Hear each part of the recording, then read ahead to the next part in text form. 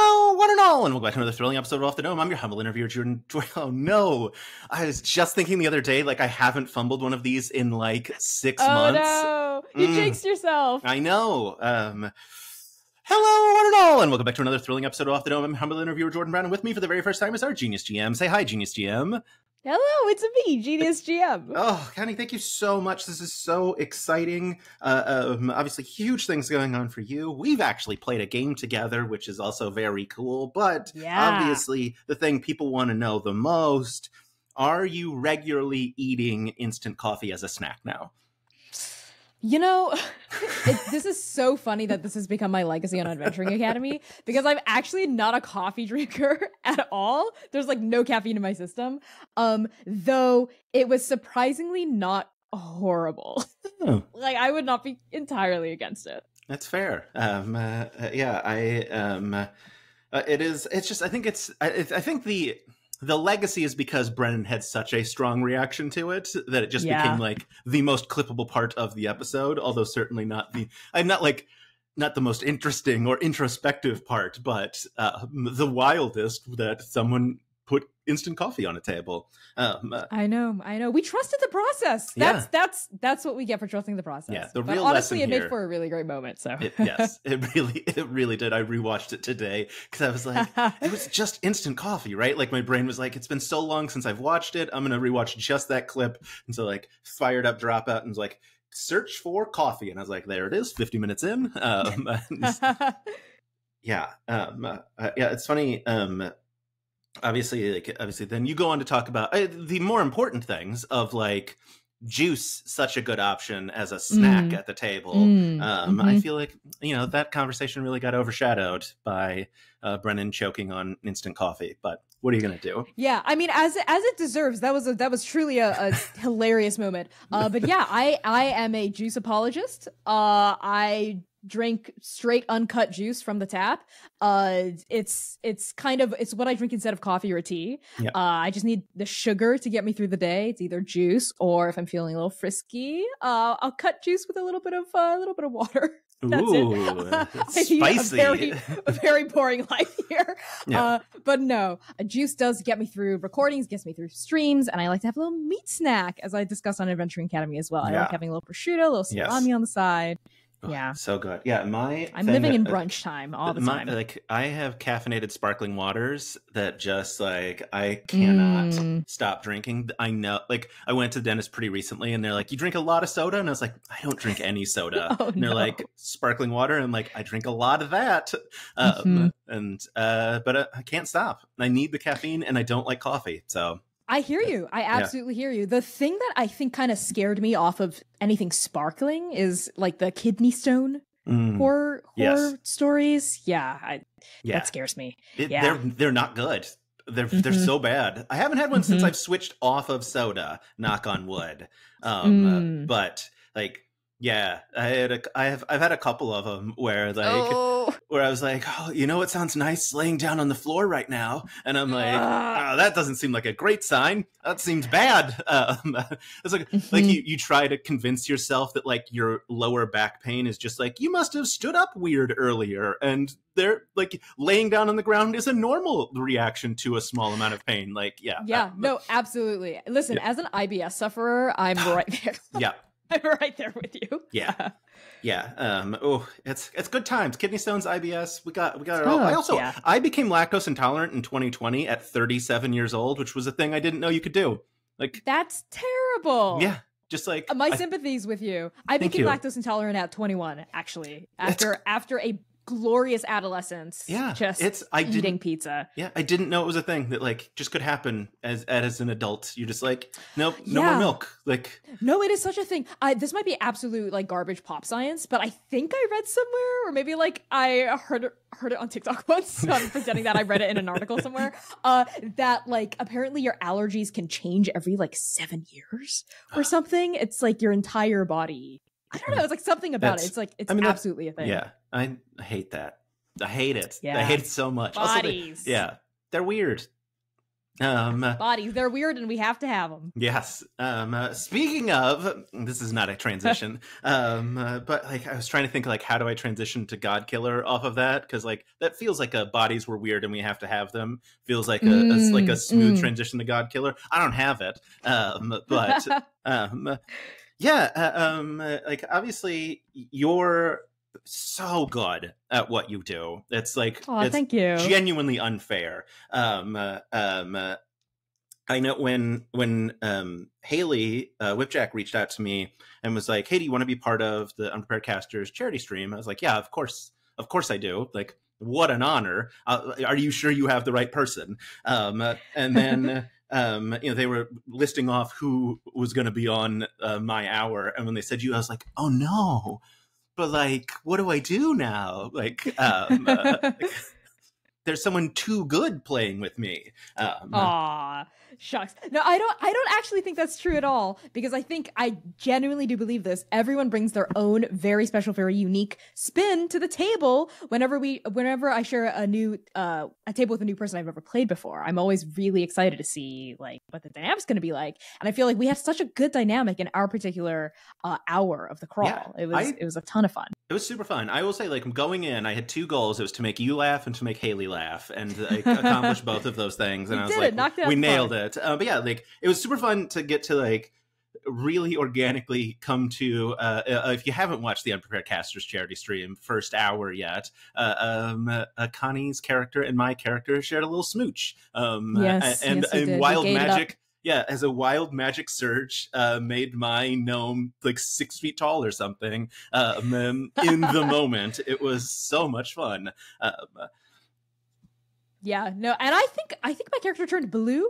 Was yes, it just? Yeah, you had turned blue earlier in that. I was using. I think I had convinced Haley to let me use prestidigitation to also be blue. I think so, to show off for Ezra, but. Anyway, good times. This was supposed to be a transition to Godkiller. I don't know what happened. Godkiller, obviously, one-on-one, you and C. Thomas and just like the production value, incredible. Costumes, set design, everything.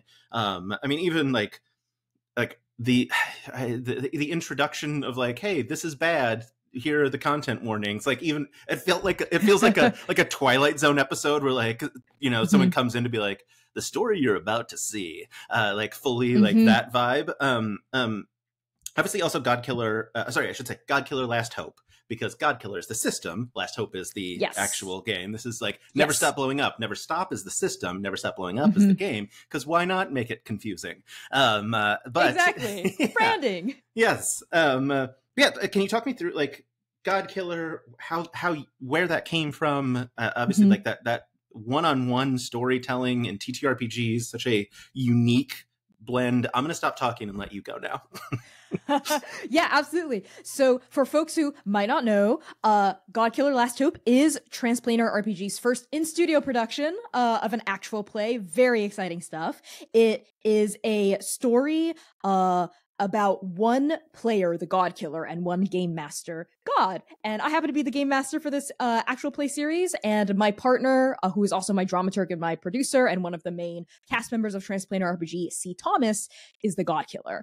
In Last Hope, C. Thomas plays a Godkiller called Litany, the Vessel of Hatred, a person who was made to be a weapon crafted for a single purpose, to kill the immortal Emperor Longdu of the City of Heaven, who also happens to be their maker's sister. So kill their aunt. It's time to kill your aunt, who's also the god that rules everyone.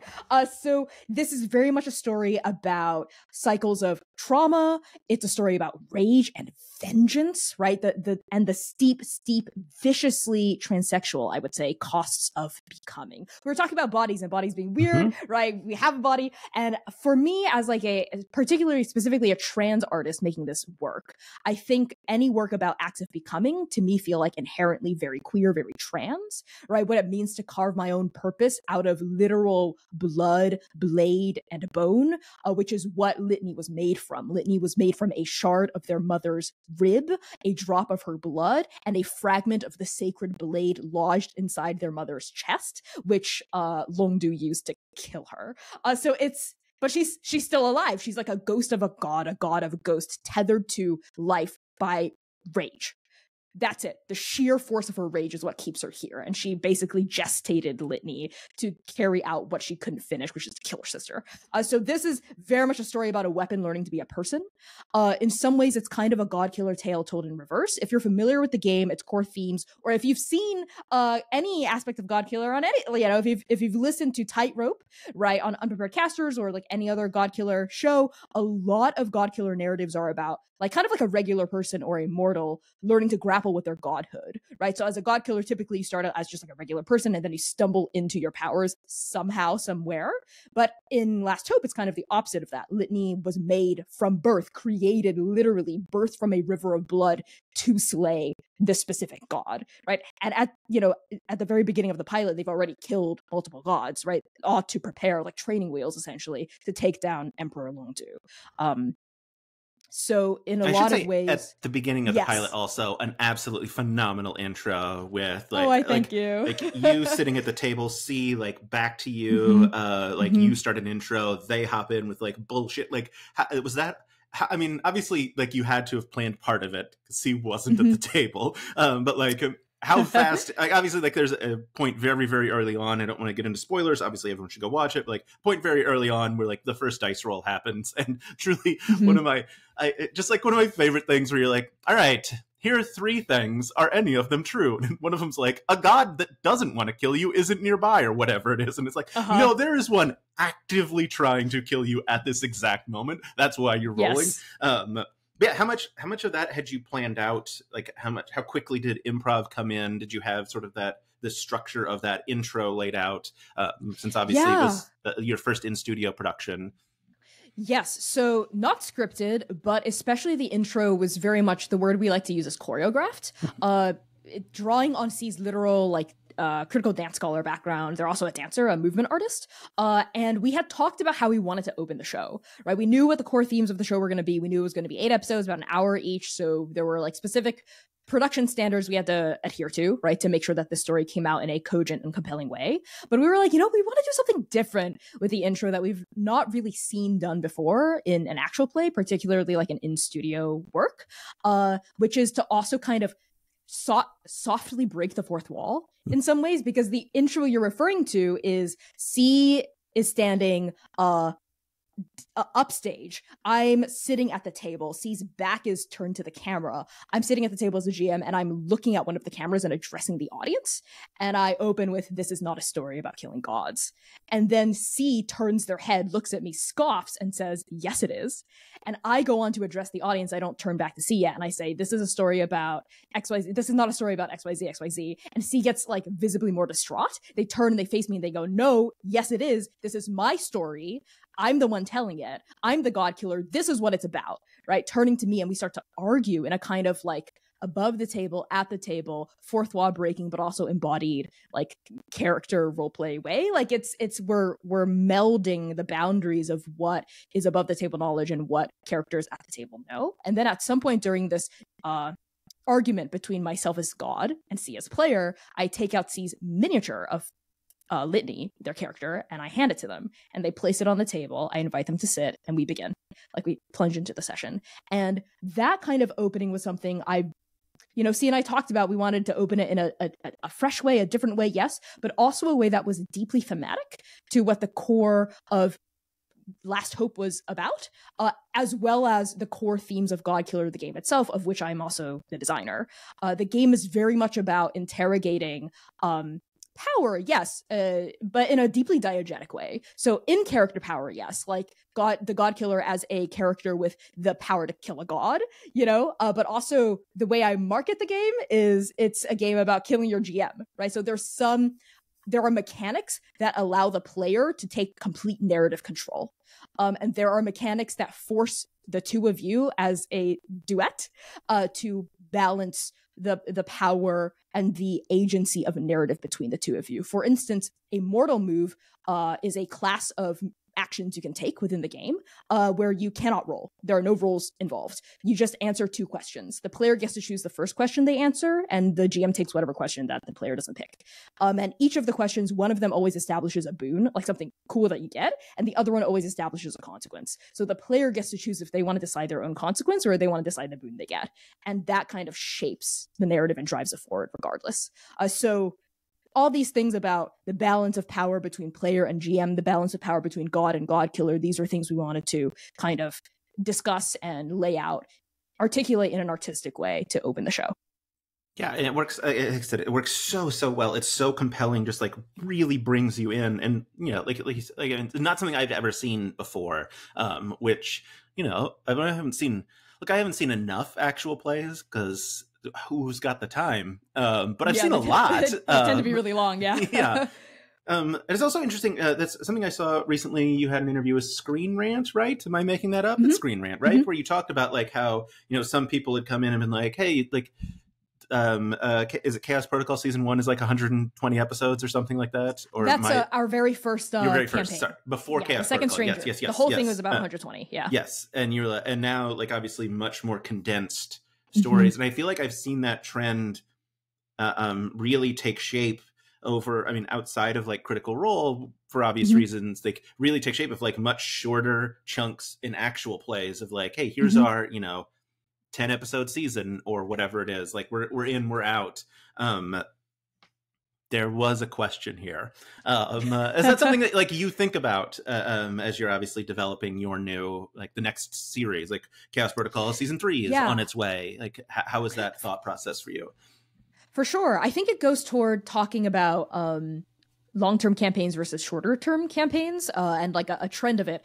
I also think that there's a really important distinction between what in-studio production is able to support versus what remote production can do. The Second Stranger, it was so freaking long, and I love it. I loved every moment of it. I loved GMing it, and I think we were able to weave the narrative that we did because we had a lot of time to go deep and also explore the entire breadth of the narrative too, especially by the end of Arc 8, which was our final arc for The Second Stranger. I was GMing 8 players at the table, right? Like our cast kind of doubled from inception.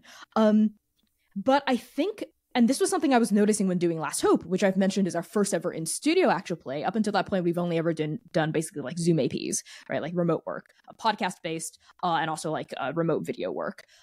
Is the timeline for telling a story is a lot shorter. Like we don't get to have a week between every episode, right? To kind of like percolate on how our characters might respond to something that happened. We don't have months and months to weave a narrative over the course of like multiple weeks, like multiple seasons even. We kind of just had a weekend.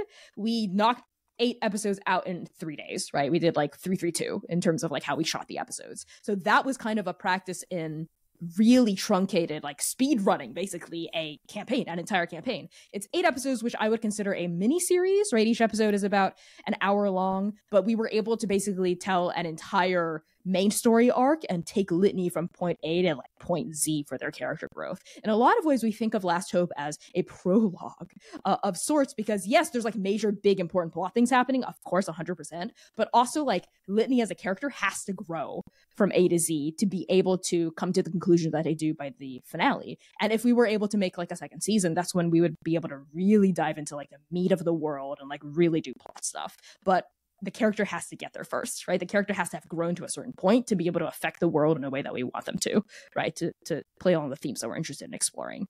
In terms of long-term and versus short-term campaigns too, something I think that remote work is uniquely positioned to do is to give you that kind of like breathing room, because you're not renting or owning or paying rent on, right, a studio space, right? Like there's not necessarily like in-studio realities that you have to adhere to. I think that's also why D20's like shooting schedule is so, rigorous, like pumping out content, and that Dimension 20 also being supported by Dropout's other work, I think is like a core part of their production pipeline in a way that it isn't for Transplanar and for like a lot of other, I think, more indie APs out there. So I love in-studio work. I would love to keep doing in-studio work, but the kinds of stories I think that we are able to tell right now, just given the realities of production and budgetary reasons, are going to have to be a lot more focused, a lot leaner, and a lot briefer, I think, for studio work in a way that I do miss. And which is why I think I would want to keep doing long-term remote work parallel to the studio work that I do. Yeah. Because I miss telling, and I like telling longer term stories. Yeah, I mean, it is that sort of very strange balance, especially if, you're producing actual plays versus obviously like a home game. You can go as long as you want, right? Like if it takes 10 years to finish your home game, who cares? Like as long as your players are having fun, like that's great. But, if you're considering like, oh, is my audience going to be here for 10, an episode a week for 10 years? Like that's a different story. Yeah, I should say, I guess we also haven't really plugged Transplanar as a like concept in and of itself. That feels like a thing that we should also talk about, because it's not just Godkiller over there. There's lots of stuff that you do. Absolutely, yeah. So Transplanar RPG is an all-transgender, people of color-led, dark fantasy actual play TTRPG channel telling stories set in an original, non-colonial, anti-Orientalist multiverse. It's the channel that I'm the showrunner and the game master for, and in addition to producing Godkiller Last Hope, Jordan, you've mentioned a few times the Chaos Protocol. That's our current flagship long-term remote campaign. It's a multi-system AP. So every arc we play a different game system, but we follow the same 3 core cast members throughout the multiverse. The Chaos Protocol follows 3 doomed agents of the Transplanar Reification and Nourishment Syndicate, or Trans. So good. Which is a secret interplanar agency that literally serves Fate herself. And they bounce across different planes of the multiverse, playing different game systems and adopting basically different AU appearances. Like every arc we commission a new artist for character art to answer distress calls from across the multiverse and serve Fate's will. And there's kind of like, obviously there's like mini contained plots within every season as they travel from plane to plane, but there's also like overarching both like character-wide plot arcs as well as like an overarching main plot as like a sinister, dark mystery comes to light. Yeah, which you do so well. Every time I see like you pop up on TikTok, I'm like, oh, it's gonna be something juicy. It's gonna what wild things kind of got in store for players. Like it's gonna be fun. Yeah, I love Trans is such a good like acronym. Just like it's so good. It's the one pun I was able to convince C to let me keep. Yeah. for the core concept of the campaign. Yeah. I in a home campaign play an artificer, whatever, the one that gets like your little robot buddy.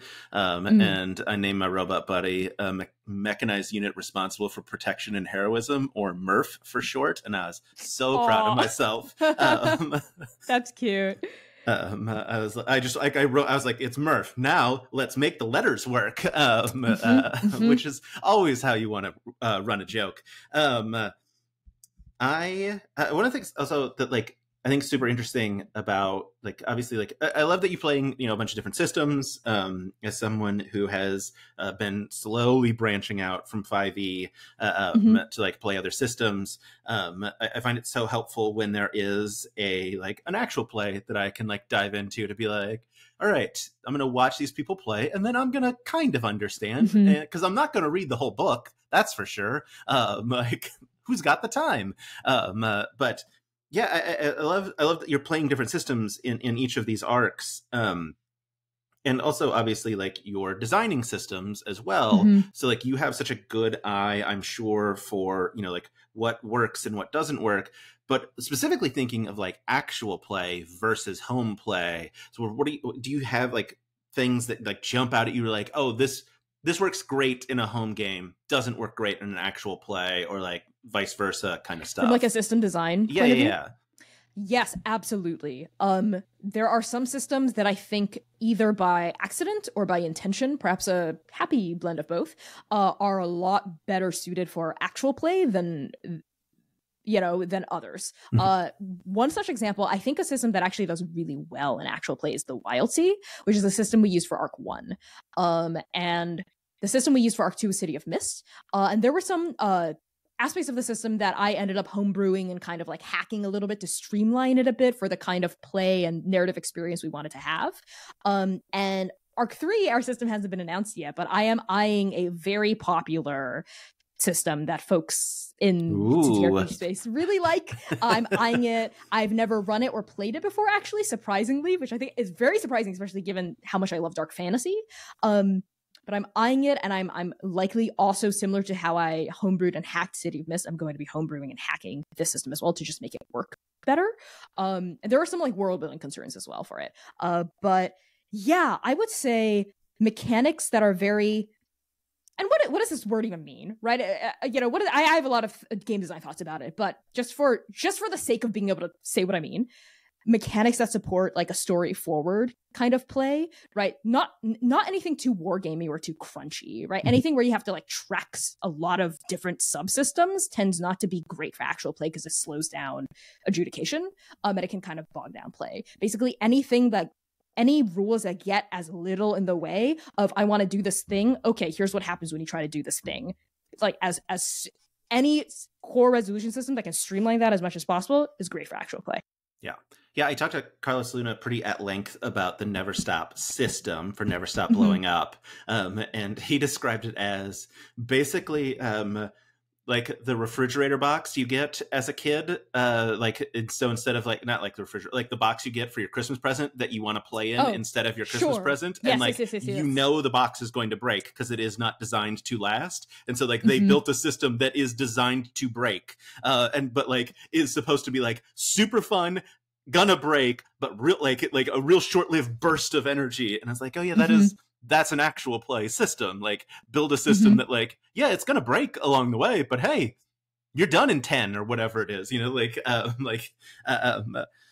but yeah, it's I think I find it such an interesting concept of like, oh yeah, this system, you know, lends itself really well, like you said, like Wild Sea lends itself so well to actual plays. Is that something also then, like when you're designing something like Godkiller, is your brain like split between like, oh, I'm gonna have to run this, I want to make sure it works really great, but other people are gonna run this in their home games, like? That's a great question, because I personally, and I think this speaks toward my unique position and my specific perspective as a game designer, I actually don't feel any of that friction at all. And in fact, I've gotten like overwhelmingly very positive feedback on the Ashcan from people running it in their home games and really liking it. Because if you look at the Ashcan, if you look at the moves, the mechanics of Godkiller, it basically, and this was a intentional part of the design, it forces you to make interesting choices, right? Like I would say it's really hard to run a boring game of Godkiller because the moves you make are like, the outcomes were made to push the story forward in unforeseen, dire ways. So that obviously, I think, helps support interesting actual play because it helps you tell like a very epic, high stakes narrative. And it was also important to me to ground the mechanics in a really deeply nuanced emotional human heart as well. So it can support like a kind of depth as well, in addition to like heights of drama. Actually, when I was in pitch meetings and discussion meetings with various publishers, when I was trying to find a home for the full game of Godkiller, I was talking to various publishing companies in the TTRPG space. I ended up going with Evil Hat Productions, and part of the pitch process with them was to run an internal playtest, just so they could see how the game would run and if it would like fit what they were looking for in a game. So I ended up running the game for one of the owners of Evil Hat, and then waited a week and then heard back from them. They were like, yes, we would love to publish Godkiller. It was really great. Loved how it ran in the playtest. A piece of really positive feedback I got was from Fred Hicks, was this game I can tell even now can run so well for actual play, because the rules, like they run up and then they get the fuck out of the way. Like when you want to do something, the rules come up and they fuck it, they like dive out of the way so you can continue telling your story. And that was definitely part of my part of the design ethos, but I wasn't specifically thinking like, oh, how would this perform? I was thinking, how can these rules support spontaneous, dire, and emergent narrative in a way that is approachable both for like seasoned actors and for people who like are playing a TTRPG for the very first time, right? So I wanted this to have basically a low ceiling, quote unquote skill or experience floor rather, and also a really high ceiling. It was important for me that the game was able to support both. Yeah, that's super cool. Also, such a cool story. I'm just like, yes. Then I ran a game for the owner, and so now they publish it. Like, what a flex. So I have a Patreon where I let people, not let people. That's a wild way to start the sentence. I ask people if they have questions that I can pass along. One person at least madly in love with your Pathfinder stuff, and it was like, please let them know I want more Pathfinder from them. I don't you don't have to say whether or not it's on the way or if you would ever do it again. I just thought you should know that people love everything you do. That's really sweet of them. Yeah. I'm really proud to have written on Tianxia, which is their new setting guide.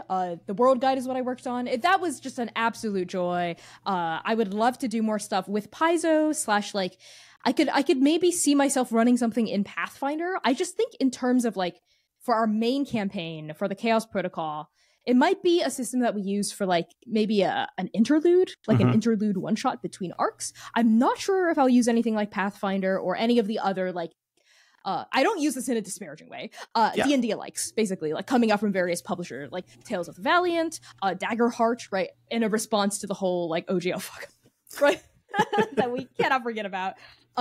I'm not sure. It was so recent too. It's so wild. It's a year ago. Yeah. It's pretty wild. I'm not sure if I'll be using any of those. I might. It's not a completely closed and locked door, just because it's just so similar to D&D and the kind of not generic in a bad way, but a general an evergreen kind of medieval European-esque fantasy. I'm just not sure if that's kind of what I want to go back toward. Very explicitly, yours is not a European no. medieval fantasy. It's there. I was going to say it's in the name, but it's not in the name. It's in the your description of non-colonialist, anti-Orientalist. Yes. I didn't want to switch the what's the word at the beginning of the prefix? Word? Thank you. Right, I know what words mean. Parts of speech hard. Yeah. Someone else wanted to know if you've ever scared yourself because your DMing and GMing is so scary. Have you ever scared yourself? That's so funny. That's such a funny question. I've not scared myself while in the act of facilitating before, but there have been moments where I've been planning a session and I think of a twist and I go, I'll literally gasp out loud and I'll go, wait, is that too much? And I'll typically run it by C and they'll go, Connie, what the fuck is wrong with you? Do it. Do it, and here's how to make it worse. And I'll go, that's what you want. So yeah, that does happen. Yeah. Yes, you need an enabler. Yes, always. Yeah. It's such a I'm so happy for you that you have C to run those things. Oh my God, yeah. It's the worst when you're oh no, the only people who know about my campaign are my players. Who do I talk to about this? Agony. It's one of the top 3 GM agonies is not having someone to talk to about your evil plans. Because the people you would talk to are your friends who are playing in the game, and obviously you can't tell them because you don't want to spoil them. Yes. Yeah, so any GM that can, try to find someone who's not part of your campaign as your evil scheme buddy. I highly advise it. It is so rewarding. Yeah, I got to talk to Casey McGeorge, who's the art director for D20, and we they want to get into set build or a mini building, map building for people, customized maps for people, because obviously that's what they do at D20, so makes sense, right? That they have that skill set, and so they're explain your campaign. And I was like, oh my God, I've never told anyone this because we're not far enough in the campaign for the players to know. I can't believe I get to tell someone all these secrets. It was such a joy of just all of this information pouring out of me into an email, and they wrote back. They were so kind about it and genuinely seemed interested. But they're and so this, and I'm well, it's not exactly the right detail, but I understand how you got there because I wrote so much that you didn't follow everything. Because it just came out of me in a way that I could not control because I'd never gotten to tell anyone about it. Absolutely. Yeah, that's the best. That's the best.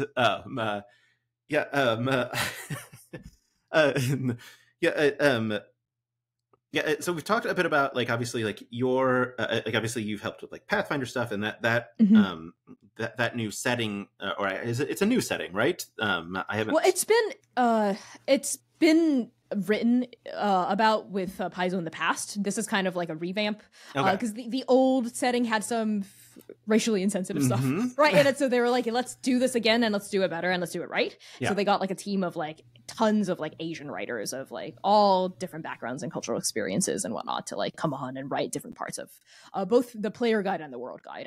Some people wrote on both, I think, but I wrote exclusively on the world.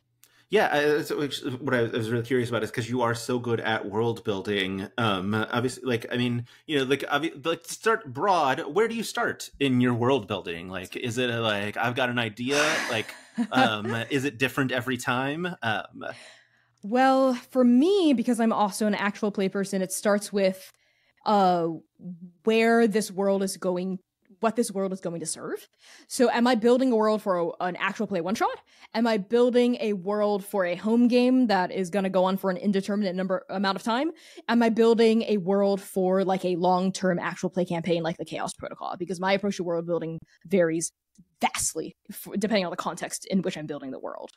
So I think probably what I'm about to say, the advice I suppose is most helpful for people who are playing home games that go on for an indeterminate amount of time. So usually for that, I start with, for me, core themes and conflicts I'm interested in exploring. So when I think about a world, oftentimes I think people are inspired by something that they just watched, or like a piece of media that they're obsessed with currently, right? Because I'm constantly seeing on Twitter, like, oh my God, I just watched, like, for example, The Acolyte. Now I want to run a game that's like based on The Acolyte, right? Or like, oh, I'm really into dragon writers because I'm watching House of the Dragon, so I want to be Loki's in TVA, exactly, like deeply inspirational. Yeah. Yes. Actually really funny. It was a comp, but TVA actually was not a huge inspiration for the world building of the Syndicate, even though they're two very, I think, on the surface, very similar concepts, right? This kind of like interstitial, like interplanar agency there to like keep the balance, right? But the way in which I built the Syndicate was, I think, is like very different from the TVA.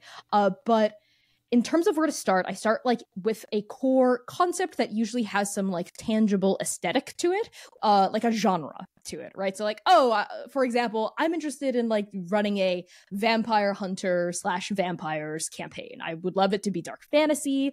And you know, I would love for it to feel like a blood drenched masquerade ball. Like those are like the vibes I want. I want like high society with like vampires hiding behind masks. Oh yes, like there's the concept of masquerade. Maybe we could play VTM. Oh, but I want it to be like medieval. So maybe we could like reskin VTM, but like put it out of a modern setting, like et cetera, et cetera, et cetera. That's usually where I start with like the cool, fun, glamorous parts of it. And then I drill deeper into what the themes of the world might be. So like, okay, vampires, masks. So this is about like monstrosity, right? There's like ideas of monstrosity that are coming up, ideas of having to hide your true self, ideas of power, of course, like big words that I'll drill down deep into and get specific with later. And then I start thinking about conflicts. So like, what are the core problems of this world? And that's kind of where the PCs can come in, because it's kind of like, how do the PCs fit into the world? And also, how are they uniquely equipped to tackle the problems in some way? Because I always think of my PCs as like the main characters of whatever campaign I'm running, as the protagonists, which is different from heroes, right? It's it's who the story is about. So your PCs could be like street urchins with no power, and you have no political, you're not chosen ones, but you're still the protagonists, right? So the story has to center on you, and what you care about as a player has to fucking matter in some way, right? It has to produce genuine consequences, positive and negative. So that's kind of big picture stuff. And then I start narrowing down on, okay, I have a pretty good idea of like the aesthetics of this world, the genre of this world, the core conflicts of this world, and like the big picture themes of this world, and also who the heroes might be, right? Who the protagonists might be, the PCs. Now I have to think about, where are we going to start?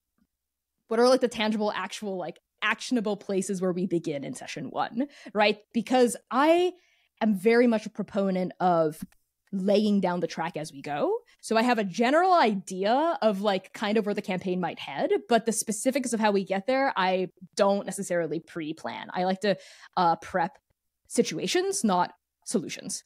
So that's a really important part of me, my ethos as a GM, to support like spontaneous and emergent play as well, both in APs and in my home game too.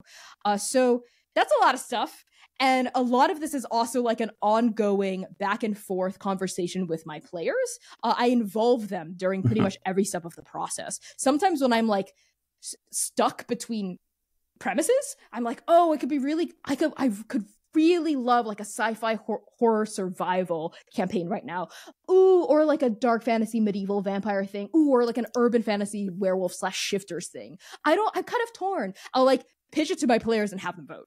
You know, and the one that people like the most, or where they'll find a way to combine ideas, I'll take and I'll run with it. Like I'll give them like a menu basically of ideas, and then I'll take what they like and I'll spin a session 0 sheet out of it. So I'll pause there because that was a lot.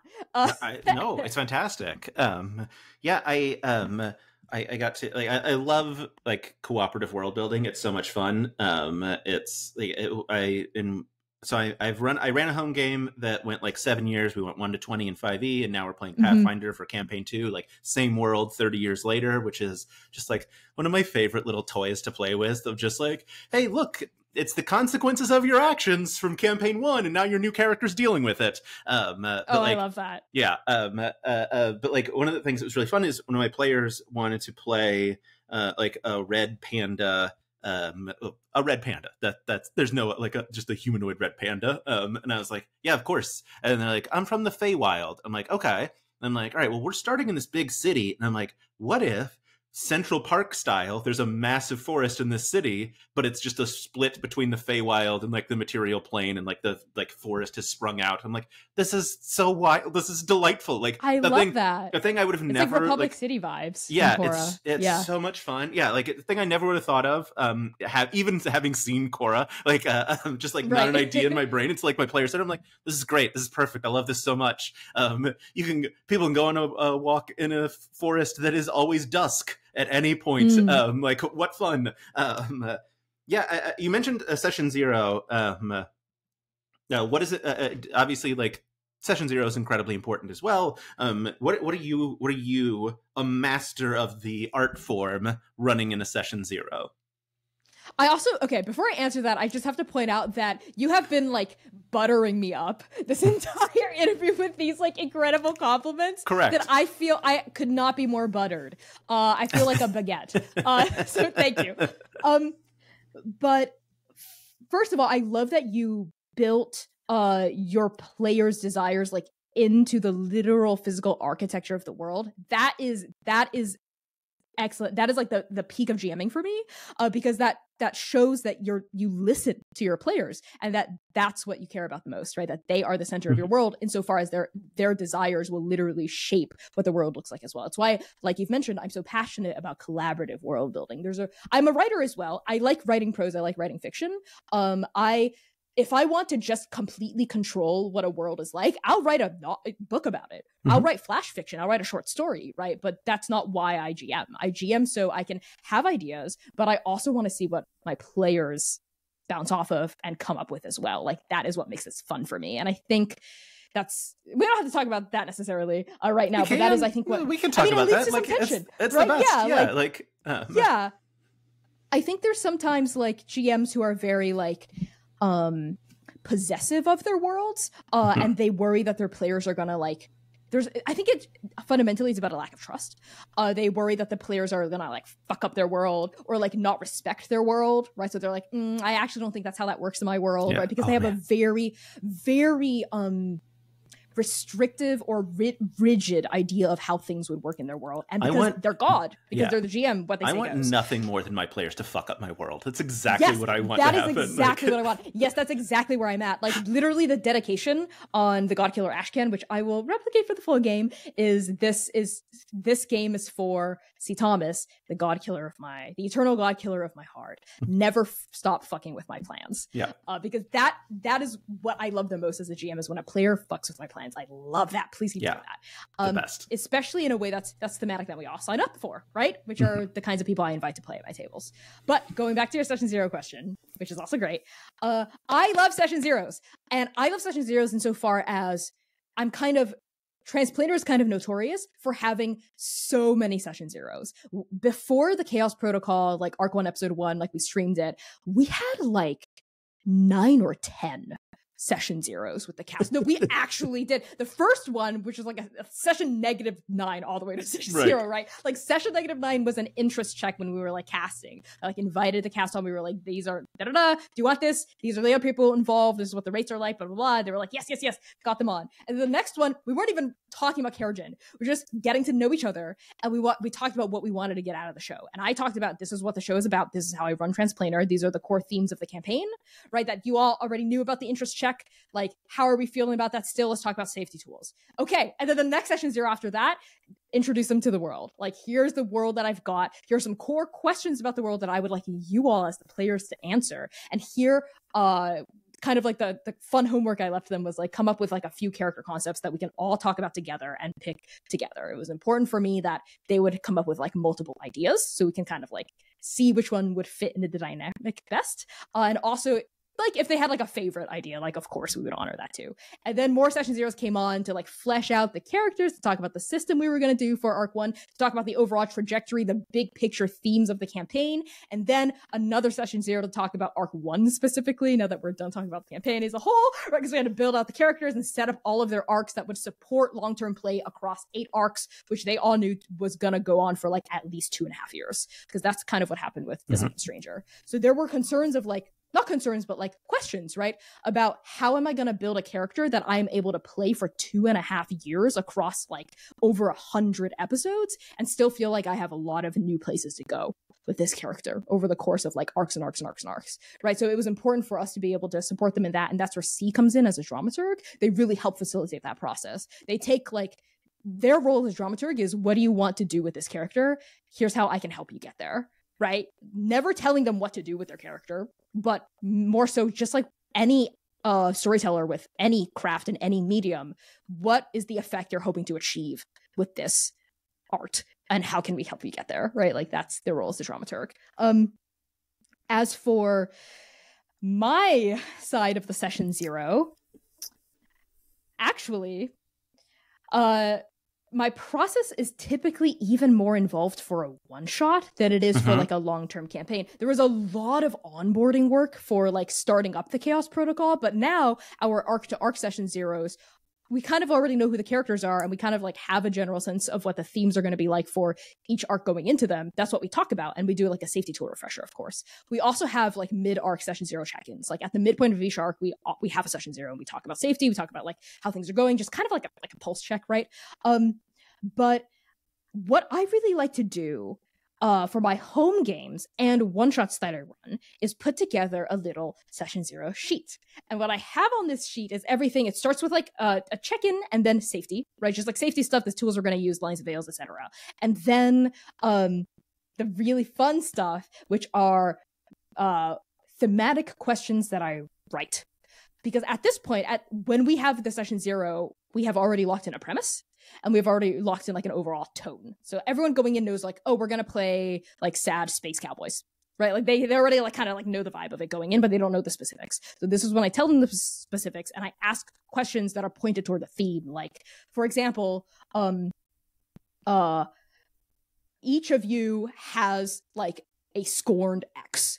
Like, what did you do wrong in that relationship, right? It, pointing toward like a one shot or a campaign that might be about like love, right? And like the difficult costs and also incredible rewards of love, stuff like that. So a list of these thematic questions and also a list of world building questions that I invite my players to co-create the world along with me. So like in session 0, I'll ask, for example, okay, you're all a group of like space pirates, right? One of you go around and like each of you pick a question to answer. What's the name of your pirate ship, your space pirate ship, right? Who who did you fuck over during your last gig and how, right? Stuff like that. And they'll immediately start coming in and they'll start coming up with NPCs of their own accord. They'll basically start like helping me write the plot, right, for me. But this also helps them get engaged from the jump, because that's often a question I get on my like GM advice, like TikToks and whatnot, is like, how do I keep my players engaged? My players don't give a fuck. Like they always go south of the plot hook. And I'm like, well, here's a way to get them engaged, is like give them a personal character stake in the plot you're trying to throw at them. That, and you should all already be on the same page about we're here to play the story together, right? Like that's kind of step one. Yeah, I often see those TikToks that make me so sad when someone's like, or like usually it's Reddit posts where it's like, Reddit posts make me sad generally speaking, because that's a terrible place. Same. No, it is. But like it'll be like, my players hate me and my game. What do I do? And it's like, I don't think there's a lot you can do. I think you got to find new players. Like here's my maybe. I say hot take, but I honestly think it's like an ice cold take.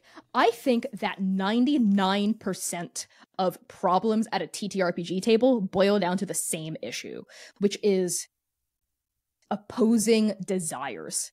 Even if you're not aware of it, you want different things out of the game. That's fundamentally what it is. A player that doesn't give a fuck about your plot, like, why don't they care about your plot? That's because that's not what they signed up for. There's a reason why they're bored, right? And sometimes that reason isn't your fault. In fact, you could be doing everything perfectly, someone could still be bored, and that's because this isn't the table that's right for them, right? So sometimes, honestly, the only solution is to part ways, or to figure out a way, or you could try to compromise, but then you'll always know that there's that tension, right? So like that's my take. Like, and so much of this could be, if not solved, at least illuminated and visibilized through more tables, knowing how to talk to each other. I think having 10 session zeros. That's the key. 10 session zeros minimum.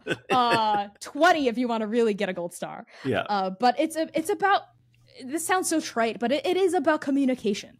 And what makes communication possible is trust, honesty, and respect at the table. And honestly, players that are emotionally developed, I'm being so for real here, like players that are emotionally developed enough to be able to have tough conversations. Because I'm a huge proponent of safety, right? Like safety tools, yes, always at the table, 100%. And it's my job as a GM to make sure that they're brought up and that they're enforced. But safety tools are only as effective as the table that uses them, right? You could use X cards from dawn until dusk. You could have X cards at the table, talk about them from dawn until dusk. It doesn't matter if no one uses it.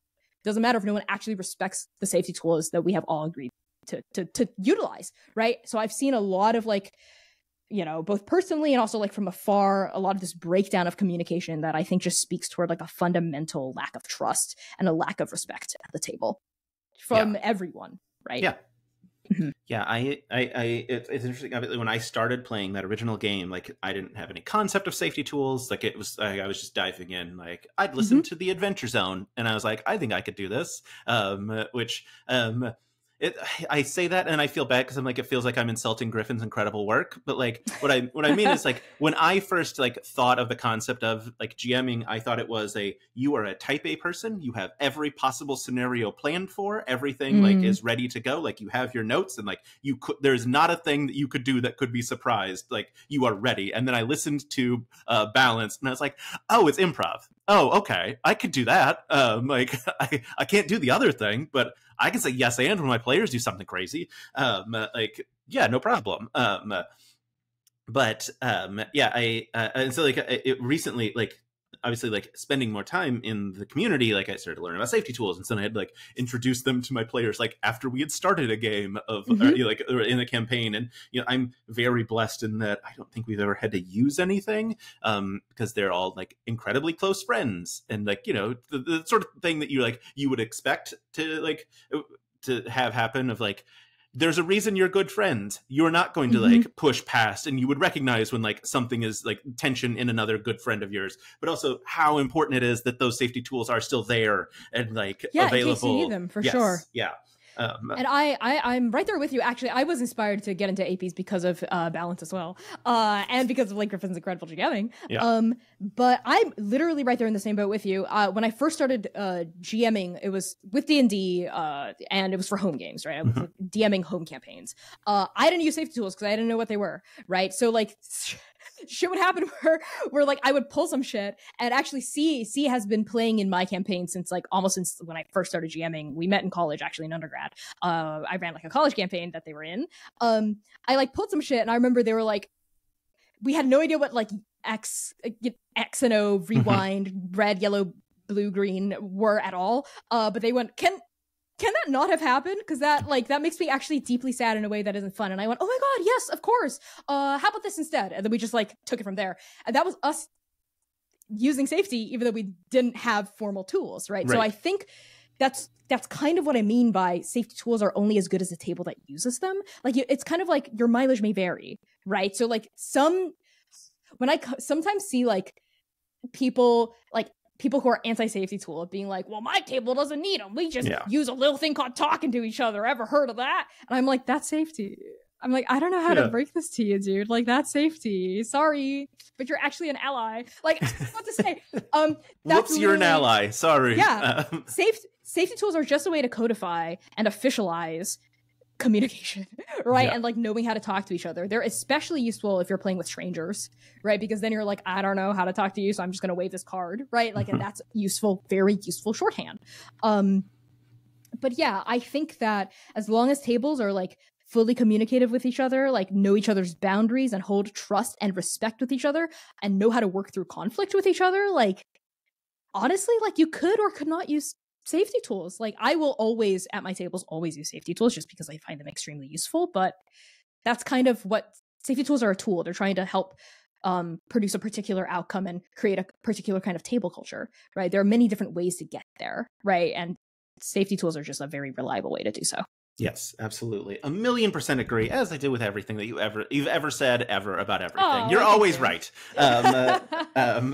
Yeah, I'll say like this is now entirely unrelated, but because we are fully at time, and now I just want to get in one last plug of like a thing. Yes, please. One of my favorite things to do, because I GM'd for a long time, and then I've started like some of my friends in that campaign have started DMing their own campaigns as well, which is amazing because then I get to play, and that's also very fun. And oh boy, baby, do I love sending a text after a session to be like, that was so much fun. Just send your, hey, if you're a player, send your DM text how much fun you're having. Yes. It means the world. So, such a low lift, high reward thing to do. Because I swear to you, like so many GMs are like, I hope they had fun. I'm not sure. Just send them a text. Let them know that you did have fun. It will literally make your GM's day. Yeah, absolutely. Connie, this couldn't have been more delightful. Yes. If in some bizarre look, I won't say like there's no way that no one follows me, like doesn't follow you, because I discovered that someone didn't follow Whipjack who followed me, and I was like, but where have you been, right? Like, how is that possible? But anyway, if people want to find you on the internets, where can they find you? Where can they find Transplanar? Give us the details. Absolutely. If you love queer drama and or black-hearted apocalyptica and or you're enticed by a premise like it's like the L Word meets Cthulhu, so a lot of queerness meets world-ending horrors, you'll love Transplanar. So you can find me, Connie Chang, across the internet at by Connie Chang. That's BYCONNIECHANG. I am primarily on Twitter and TikTok at those handles, and you can find my channel, which produces Godkiller Last Hope, The Chaos Protocol, and all 120 finished episodes of The Second Stranger if you're the kind of purist that likes to start from the very beginning. You can find Transplanar across the internet at Transplanar RPG. There are no E's in that. Sometimes people spell Transplanar with some E's. There are no E's, all A's. Trans as in transgender, and then planar, PLANAR, as in interplanar travel, RPG at the end. So we're on Twitter, we are on YouTube, those are our two main places, and Twitch, where we stream weekly Saturdays, new episodes of Last Hope, 8 p.m. U.S. Eastern time. So check us out. Thank you so much. This was such a delight. I could spend hours talking to you about all of these things. You must go back. Oh, one last question for you. I, at this point, have interviewed 40 people who work for Dropout in some way. Do you think you count as 41 because you've been on Adventuring Academy? I think you do. You know what? I'll give that to you. I'll give it to you so you can add it to your tally. I'm going to scratch out the question mark next to 41, and we're going to count it. There we go. Yes, it'll be counted. Yes. As a contractor, yes. If that counts, then bam, that counts. Down. It counts. I mean, most of them are contractors, so. Connie, thank you so much. Absolutely delightful. I don't know how to end interviews, so I'm just going to hit stop recording. Stop recording.